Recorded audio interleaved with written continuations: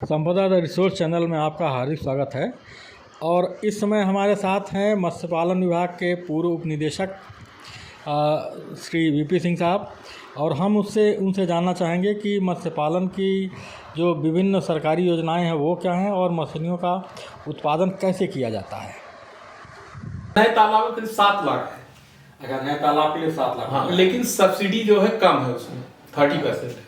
अगर 30% सब्सिडी। हाँ, चलिए ठीक है, 7 तरीके और जो 2,10,000। हाँ, और जैसे मान लीजिए आपका तालाब है जी, आप बढ़िया मत्स्य पालन में पैसे की कमी नहीं कर पा रहे हैं। हाँ, तो आपका मछली पालन के प्रथम निवेश के लिए भी 1.5 lakh per hectare project cast है। अच्छा। इसमें 75,000 सब्सिडी है। ये अलग योजना है। नहीं, हाँ, उसी में जैसे आप एक तो तालाब बनाने के लिए या तालाब रिपेयर के लिए, हाँ, फिर मछली पालन तो आपको सीड की जरूरत पड़ेगी, अच्छा, खाद की जरूरत पड़ेगी, पानी की जरूरत पड़ेगी, तो उसका एक अलग प्रथम वर्ष निवेश के लिए। इसी योजना में, हाँ, इसी में उत्पादन की प्रक्रिया के लिए, हाँ, प्रथम वर्ष के लिए पहले साल पहले साल का आपको कोई भार न पड़े। हाँ, इसके लिए अच्छा, यानी 30% अनुदान तो खुदवाने के लिए है, और दूसरा जो है आपको हाँ उसको शुरू करने के लिए, मतलब मत्स्य पालन प्रथम वर्ष के निवेश के लिए। ये कितना है? ये 1.5 लाख पर 1.5 लाख रुपए पर हेक्टेयर के हिसाब से।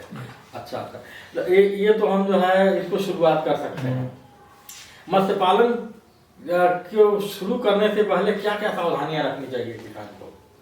जैसे मत्स्य पालन शुरू करने के पहले एक तो तालाब, जैसे नया तालाब कोई बना रहा है तो तालाब आपकी जमीन आपकी ठीक है तो सबसे उपयुक्त तालाब कौन सा होता है? हाँ, आयताकार होता है, वर्गाकार होता है कि तिकोना होता है? हाँ, भाई एक तो आपकी जिस रूप में जमीन है उसके अनुसार खुदवाइए तो वहां तो स्थिति, लेकिन आपका अगर सबसे अच्छा माना जाता है आयताकार तालाब। आयताकार तालाब। अच्छा, तो पहले तो देखें कि अगर हमारी जमीन है तो हम तालाब खुदवाने जा रहे हैं, हाँ, तो आयताकार तालाब खुदवाएं। अच्छा, कहते हैं उसकी मिट्टी की जांच करा लेनी चाहिए, उसमें चूना भी डालने की बात नहीं, वो तो निवेश के लिए बता रहे हैं। तालाब खुद गया, हाँ, हाँ, तो पहले तालाब जब खुद गया तो तालाब की तली हो गई, तालाब की कम से कम 1 फीट जुताई करा दीजिए। अच्छा, तालाब कितना गहरा होना चाहिए? तालाब गहरा होना चाहिए करीब 4.5 फीट। 4.5 फीट जो है उसकी खुदाई जो है, हाँ, करा देंगे। और करीब 1.5 फीट बंधा, करीब 6 फीट, सब 6 फीट हो जाएगा बंधा लेकर के पूरा। अच्छा,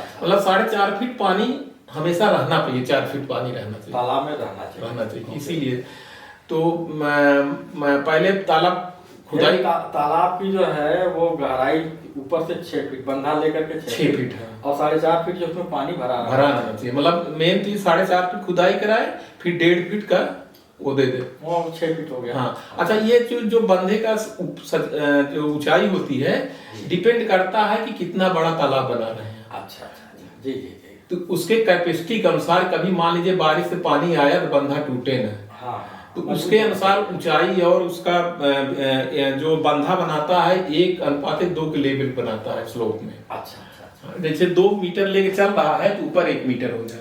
अच्छा, आपने बताया ये कि तालाब को जो है पहले जो है खुदाई 1 फीट खुदाई करा देनी। हाँ, जुताई करा दे, खुदाई करा दे, फिर पाटा चलवा दे। अच्छा, बराबर करा दे उसको। हाँ, पाटा एकदम चला दे। अच्छा, फिर इसके बाद गोबर, अच्छा, गोबर की खाद, और गोबर की खाद डाल दे, या पोल्ट्री वीड डाल दे, या आपका ये पिग वीड डाल दे, मतलब खादीकरण कर दे, यानी उस कार्बनिक, हाँ, कार्बनिक खाद और डाल देनी हाँ, चाहिए। और मुर्गी की खाद, कम से कम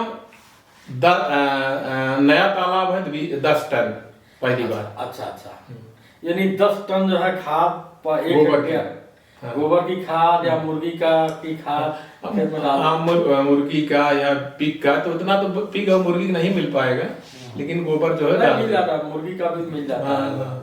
तो आप जो है उस तालाब में डाल दीजिए, ताकि जो प्लैंकटन जो उगे उससे जो, हाँ, नहीं तो जब पानी आप डाल देंगे, हाँ, इसके बाद चूना डालेंगे। अच्छा, चूना भी डालेंगे? चूना कौन सा डालते हैं? बुझा हुआ चूना? बुझा हुआ चूना डालते हैं। बुझा हुआ चूना डालते हैं, वो भी करीब 50 किलोग्राम 50 किलोग्राम पर हेक्टेयर की दर से। अच्छा, तो ये 50 किलोग्राम चूना डाल, आप 2 काम कर सकते हैं। पहले 25 किलोग्राम डालिए, फिर आगे चल करके भी उस चूने का जब मछली पालन शुरू करेंगे तो उपयोग, मतलब साल भर में कम से कम 50 किलोग्राम तो उस डाल देना चाहिए। हाँ। तो 10 टन जो है वो ऑर्गेनिक मैटर यानी गोबर की खाद या इसकी खाद मुर्गी की खाद जो है उसमें डाल दें और चूना डाल दें। चूना के बाद फिर आपका इनऑर्गेनिक खाद भी डाली जाती है। अच्छा। इनऑर्गेनिक में कौन सी खाद डालेंगे? अमोनियम सल्फेट है। अमोनियम सल्फेट और आपका अमोनियम सल्फेट है। क्या होता है? एनपीके है। डीएपी एनपीके ही डाल दीजिए। अमोनियम सल्फेट और एनपीके ही डाल दीजिए। Muriate of potash. अच्छा। तो ये जो है मतलब नाइट्रोजन, फास्फोरस, पोटास है। ये जो इनऑर्गेनिक खाद है वो भी वो करीब 3.5 कुंटल करीब है। अब तो आधा एक बार डाल दीजिए, फिर बाद में यूज करिए। यानी 3.5 कुंटल पर हेक्टेयर डालना है पूरे साल में। तो उसका आधा जो है नए तालाब में और बाद में डालें। ठीक। अच्छा, ये किस लिए डालते हैं? क्या वो प्लैंकटन उगने के? एक तो कि मिट्टी की उर्वरक बढ़े, जिससे प्लैंकटन पैदा हो। इसीलिए डालते हैं, ताकि मछलियां जो है जब उनको खाएंगी तो वो जब उसमें मिट्टी अच्छी रहेगी तभी प्लैंकटन बनेगा। बिल्कुल सही बात है। तो ये यानी कि जैसे खेती आप करते हैं और मछली पालन भी एक एग्रीकल्चर ही है। बिल्कुल सही। बस ये है कि जितना समय खेती में देते हैं उतना समय ना देते हैं। इसमें ये चीज बताएं। एक चीज और आप बता दें।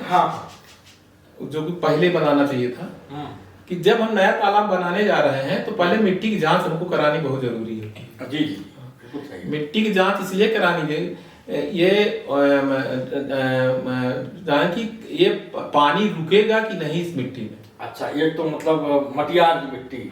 मतलब नहीं, मटियार तो बन जाएगी बाद में। तो उसकी जांच कराई जाती है कि इसकी वाटर ग्रहण क्षमता कितनी है। अच्छा। तो वो जरूरी है। ऐसा नहीं पानी भरते जाओ तो नीचे चला जाता। बालुई मिट्टी तो नहीं है या सैंड है तो उसका परसेंटेज क्या है। इसलिए पहले मिट्टी की जांच निश्चित करानी चाहिए। नहीं अपना इतना जमीन खोद दे, इतना इन्वेस्ट कर दें, बाद पानी न रुके। और उसका पीएच भी जो है पता हो जाना चाहिए। पीएच हुए तो नॉर्मल ये होता है कि पीएच मान लीजिए कम ज्यादा होता तो खादीकरण से या चूना से इससे हम कंट्रोल कर लेते हैं। लेकिन पानी के ग्रहण क्षमता में अगर कोई दिक्कत आई तो दिक्कत हो जाती है। बिल्कुल सही बात है। पानी भरते जाओ मछली। ये तो दो चीजें होती है ना, अगर ज्यादा पानी भरना पड़ेगा तो मछली ग्रोथ नहीं होगी। अच्छा सिंह साहब, एक चीज बताइए कि इतना तो आपने तालाब तैयार कर लिया, उसमें आपने खाद डाल दिया, उसको पानी से भर दिया आपने, मछली जो है उसका बीज कहाँ से पाएंगे और कब जो है मछली जो है डालने का समय उपयुक्त होता है हमारे खासतौर पे उत्तर प्रदेश में? और ये जो अब देखिए हमारे उत्तर प्रदेश में तो जो हमारा परंपरागत पहले से था कि बीज तो हमारे मत्स्य विभाग के फार्म है। मत्स्य विकास निगम की हेचरीज है। तमाम गवर्नमेंट एडेड सब्सिडी एडेड जो है मत्स्य पालक भी तमाम हेचरी बना लिए हैं, नर्सरीज बना लिए हैं। तो वो कहीं से भी अब कोई ऐसा जिला नहीं जहां 2-4 हेचरी न हो। बिल्कुल सही है। और हर मंडल पे गवर्नमेंट हेचरीज हैं बड़ी बड़ी, तो सीड ले सकते हैं वो। ये 15 जुलाई से गवर्नमेंट में सीड मिलना शुरू हो जाता है। और प्राइवेट तो साल भर बेचते रहते हैं।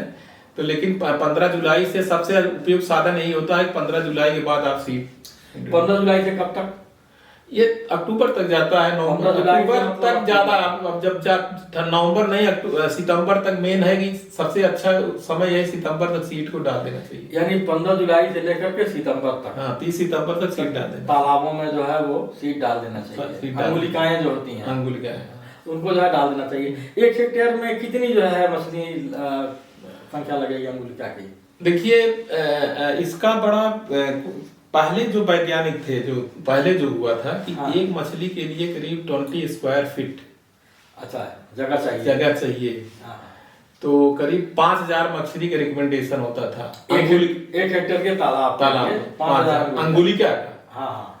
अब वो डिपेंड करता है कि साइज, किस साइज की आप डाल रहे हैं। अच्छा। अगर छोटी साइज डाल रहे हैं तो ज्यादा डालना पड़ेगा। और बड़ी साइज डाल रहे हैं, जैसे अगर आप अंगुलिका साइज डाल रहे हैं तो 5000। अच्छा। और नहीं तो 20,000। अब तो 50,000 पर हेक्टेयर डालते हैं। अब ये जो इंटेंसिव कल्चर करने लगे जो मत्स्य पालक है। अच्छा। क्योंकि हम सीड ज्यादा सीड डालेंगे फिर सीड भी बड़ा करके सीड भी बेचेंगे। हाँ। या हमारा जब करीब 100 ग्राम 150 ग्राम मतीरियल बेचना शुरू कर देंगे, वो हम साल भर तक रखेंगे नहीं, क्यों खिलाएंगे इतना, उनको ज्यादा उत्पादन के लिए, कम निवेश पे ज्यादा उत्पादन के लिए। जी।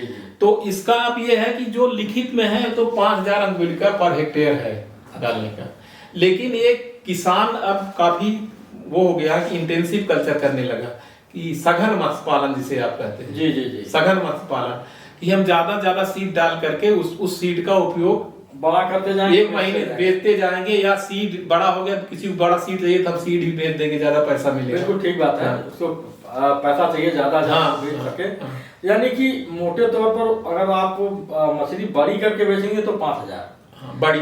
और इसके जरा अगर छोटे में ही और थोड़ा बड़ा करके बेच देना है या आगे बढ़ा कर। हाँ, इंटेंसिव कल्चर अगर देखते हैं, अब इंटेंसिव कल्चर कर रहे हैं, सघन मत्स्य पालन कर रहे हैं। जी। तो वो ज्यादा सीड डाल करके फिर उत्पादन शुरू कर देते हैं, नहीं तो जो प्रेस्क्राइब्ड है 5000 से 10000। सिंह साहब एक चीज बताएं कि मत्स्य पालन में लागत जो है कितनी जो है, इस तरह जैसे आप कह रहे हैं परंपरागत ढंग से अगर करेंगे तो लागत कितनी आती है, और कितना जो है उत्पादन होता है, और कितनी आय जो है किसान को हो सकती है एक हेक्टेयर में? देखिए, निवेश तो 50,000 रुपए, सब सीड, लेबर, पानी, साल भर का सब 50,000 है। अच्छा लागत। और उत्पादन कम से कम पर हेक्टेयर जो है 4 लाख 5 लाख 2 लाख से 5 लाख कौन किस तरह कर रहा है। अच्छा। यानी 2 लाख से 5 लाख तक जो है परंपरागत ढंग से जो है अच्छे मत्स्य पालन 5 लाख तक, अच्छा, वैसे 2 लाख तक। अच्छा। यानी अगर आप अच्छा करेंगे तो 5 लाख रुपए तक जो है पर हेक्टेयर उत्पादन आप प्राप्त कर सकते हैं। सिंह साहब, ये तो परंपरागत मत्स्य पालन की बात हुई। अब जो है दूसरी चीज, इस समय कुछ नई टेक्निक भी आ गई है, जैसे आरएएस सिस्टम है।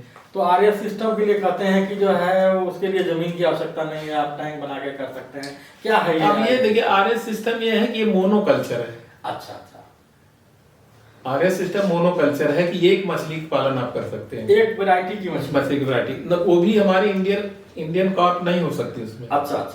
उसमें आप पंगेसियस का ही आरएएस सिस्टम में कर सकते हैं। आरएएस जो बायोफ्लॉक जो है क्या? हाँ, पंगेसियस जो है, हाँ, उसी के कर सकते हैं। अच्छा। तो ये सबसे बड़ी चीज है कि कम जगह में जी ज्यादा से ज्यादा उत्पादन जी इसमें होता है। और इसका ये तो आंध्रा में बहुत तेज चल रहा है। आप उसको तालाबों में भी कर सकते हैं, लेकिन तालाब में ज्यादा जगह लगेगा तो कम, इसीलिए आप आरएस सिस्टम में कम उत्पादन में, कम जगह में ज्यादा उत्पादन करके लोग कमा रहे हैं। कम 20-20 लाख रुपए पर ईयर लोग इसमें बचत कर रहे हैं। जैसे 40 लाख रुपए पूरा खर्च हो रहा है, जिसमें 50% कम से कम 60% ज्यादा लोग बचत कर रहे हैं। यानी कि आरएएस सिस्टम में कम क्षेत्रफल में, हाँ, पानी के टैंक बना करके 25x25 स्क्वायर फीट का जो है, हाँ, जैसे 4 तालाब आप बना लिए, 4 तालाब 8 तालाब, हाँ, जो बना लिए। और इस पर अनुदान जो है वो 50 से 40 से लेकर 60% तक है। 40% है, 40% जो है सामान्य के लिए, और 60% अनुसूचित जाति के लिए 60% अनुदान है।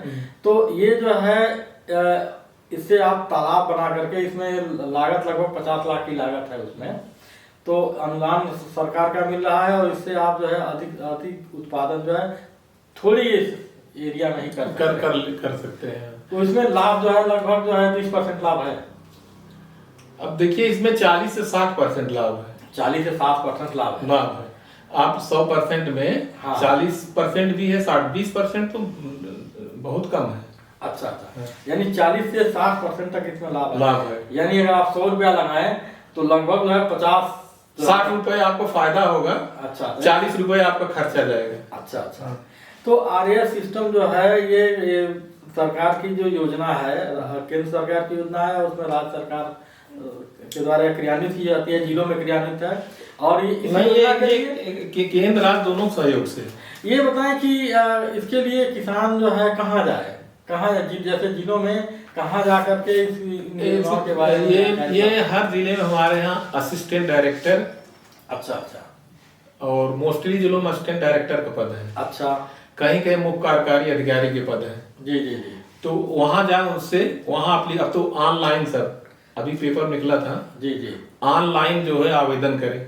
जी जी जी। हाँ, वहां जाकर बताओ कि साहब स्कीम आ गई है, पेपर निकालते हैं पूरी योजनाओं का। हाँ उनके यहाँ आवेदन करें, फिर उनसे मिले तो वहां से उनको लाभान्वित होगा जो स्कीम होगी। तो उसमें कमेटी है सीडीओ के अध्यक्षता में। अच्छा, हर लाभार्थी चयन की मुख्य विकास अधिकारी की अध्यक्षता में कमेटी होती है। है। और ऑनलाइन जो है ये इसके लिए एप्लीकेशन देना पड़ता हाँ। है। मुख्य कार्यकारी अधिकारी मत्स्य के यहाँ। हाँ, मुख्य कार्यकारी अधिकारी मत्स्य के यहाँ, सहायक निदेशक मत्स्य के यहाँ। अच्छा सिंह साहब, ये बताएं कि ये प्रधानमंत्री मत्स्य संपदा योजना के बारे में बहुत सुना जाता है, ये क्या योजना है? प्रधानमंत्री मत्स्य योजना एक ब्रॉड योजना है जिसके अंदर ये तालाब निर्माण, अच्छा ये सारी योजना है, तालाब निर्माण, तालाब सुधार, हेचरी निर्माण, सारी चीजें हैं। इसमें मार्केटिंग का है, कई आइटम है, बहुत से सारे।